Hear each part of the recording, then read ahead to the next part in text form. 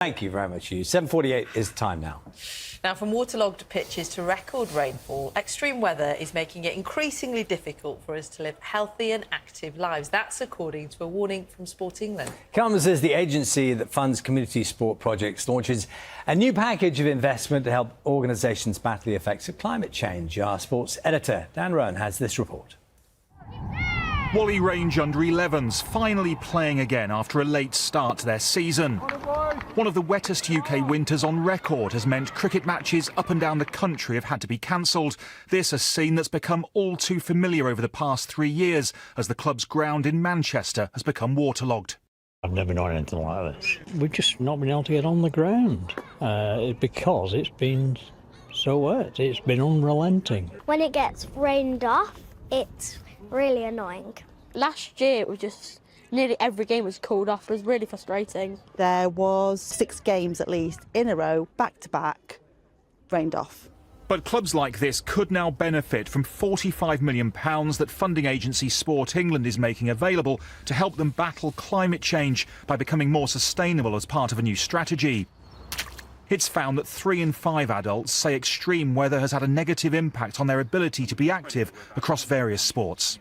They play cricket here every week and they've been subject. They had once in a 100-year flooding back in 2016, and then 2017 it wasn't once in 100 years, it was again, and so on and so on, and it became the norm. The FA found that there's 120,000 games cancelled every year because of flooded pitches. We will require for funding for everybody to have a sustainability strategy by 2027.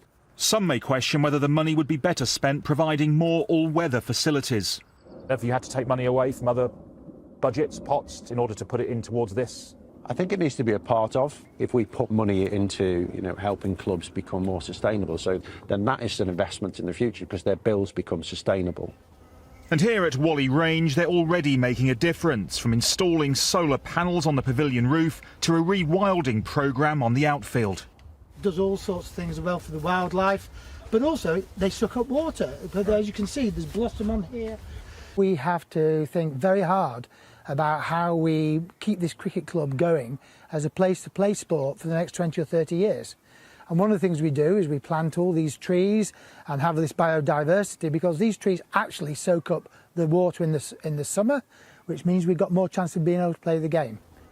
Meanwhile, Worcestershire Cricket Club admits it may have to move from its historic New Road ground because of what it called unprecedented and increasingly regular flooding. Manchester United were forced into a clean-up operation earlier this week after Old Trafford struggled to cope when a month's worth of rain fell in just 2 hours. Clubs at all levels now being impacted by extreme weather conditions. Dan Rowan, BBC News. Lots to talk about there. Then the Olympic champion cyclist and chair of Sport England, Chris Boardman, joins us now. I mean, we saw some of the footage there. You'll have seen many more examples of it. We've heard from the audience this morning.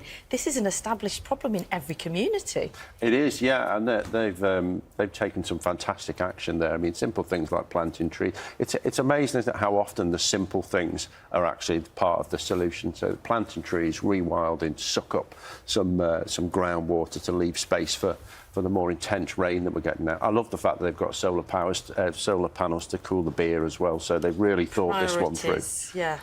But then we're hearing that in some clubs they were saying that 70% of matches have had to be cancelled. Yeah. And it's annoying, and for the kids, if it's a youth club, that's really dispiriting, isn't it? And a real problem, because it means week in, week out, they're not getting the exercise that you would wish.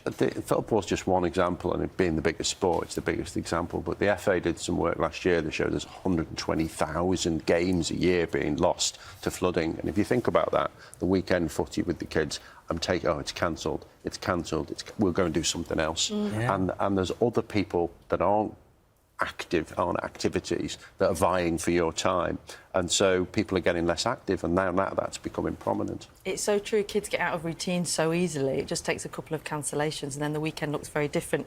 Talk to us about this funding that's been made available then, because there is a carrot and the stick element to it. I've got really involved in this because and it sounds a bit hyperbolic, but we are the first generation to truly understand this, and we are the last generation to be able to do something about it. And sport, I think, is uniquely, sport physical activity sector is uniquely placed to do something about it because we are embedded in people's communities. We are emotionally attached. And if the sporting community get together and say, right, we are going to make change. We're going to move from informing and inspiring to enabling and requiring, then I think we can make a difference. And it will start to get really uncomfortable, positive peer pressure to not be standing with that group. So I think there's a big job for us to do. So we've already put in 60 million into swimming pools, so insulation, solar panels, heat pumps to make them sustainable so they can lower bills now, but also make them sustainable going forward. And now we're just topping that up with another 40 million to actually help people get to the point where they know what their own emissions are and to do something about it. So to your point about moving forward, by 2027, it will be a requirement of funding. But that's also, excitingly, what the sector wants. 82% of them said, we want you to be bold and lead. So we have and we are. The reality check here is that, all-weather facilities is a great solution, isn't it? Because you can play no matter what. But they're incredibly expensive. And for most, team sport... They're also made of plastic. Also made of plastic, so there are problems with that. But for any if there's a ground which is multiple pitches, that's just not a reality anyway, is it? Well, grass just takes a battering, and the more it rains, the less you can use it, which is the problem. So first of all, we have to do something to protect that, to stop the flooding, to mitigate. And we're working with the Football Foundation on things like 3G pitches, so incredibly useful because they're so resilient, but they're made of plastic. We can't yet recycle them properly. Underneath, there's rubber crumb, crushed car tyres, millions of tons of the stuff. So the tension is we can't say, right, we're not going to stop doing that tomorrow because we'll lose huge amounts of exercise in the places that most need it. But what we can do is say, right, we're going to move towards, at this point, we will transition away from that. And everybody has time to move. So we're doing things like looking at crushed olive pips and different infill materials that are being tested right now in Sheffield to give us that alternative. Speed is of the essence, isn't it? And I'm just thinking, if I ran, say, a Saturday morning football club, which I'm slowly being sucked into at the moment with my son, what changes could I make this week to get the ball rolling? No pun intended. Well, the simple stuff. I mean, the stuff that we do occasionally now, like lift sharing, because transport's a massive emitter, particularly around football, which just simply because it involves the most people. So transport, reusable stuff. All the stuff around it. I think the term I know the term aggregation of marginal gains was thought up not far from here by British Cycling. The point where you just do lots of small things and you bring them together, it makes a meaningful difference. And that's what we have to do, but do it as a habit rather than occasional. I can remember, Chris, I'm sure you can, watching sports events years and years ago where football, even top league football, was played on mud baths. Yeah. I mean, why? Is it a silly question to ask? Why is it a problem? You can still do it, can't you? We've become accustomed to perfect pitches, haven't we? I think the difficulty we face, because it is all difficult. There's absolutely no doubt about it. It is difficult, but climate change doesn't care. It just is. And so we have to face difficult, and that's where we've been for the last few years. It's like, it's really difficult. Yeah, we definitely want to do something anyway, and we have to stop that now. We've got to move forward. So there are answers, but if those answers are not sustainable, then some things we're going to have to stop or do an awful lot less of. Which would be a crying shame, wouldn't it, for everybody? While you're here, can we just ask you about this potential change in the law being backed by government so that dangerous cyclists face the same punishment as dangerous drivers? Does it feel appropriate? I'm really uncomfortable with this, and I'll tell you why. And I've sat here before and discussed it. My mother was crushed to death by a driver. And that day, there was 4 other people. And the day after, there was another 5 people, and so on. Yesterday, I think there's a young boy may have been killed in Birmingham while he was walking. And then there'll be another 4. And then today, there'll be another 5. Cyclists, there are more people killed by lightning and cows. So, absolutely, everybody should obey the laws of the road. Why not?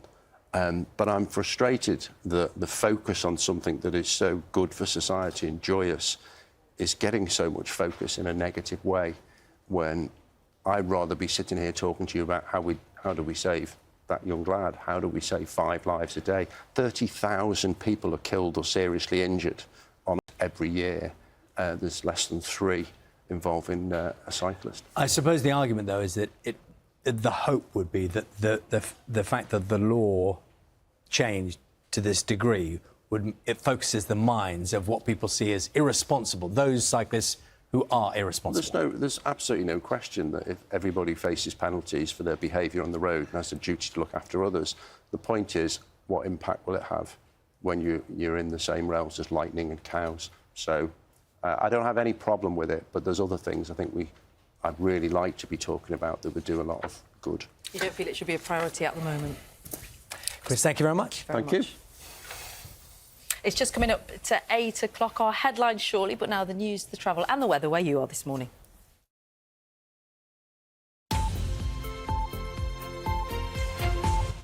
Hello, good morning from Spotlight. Public health officials are advising around 17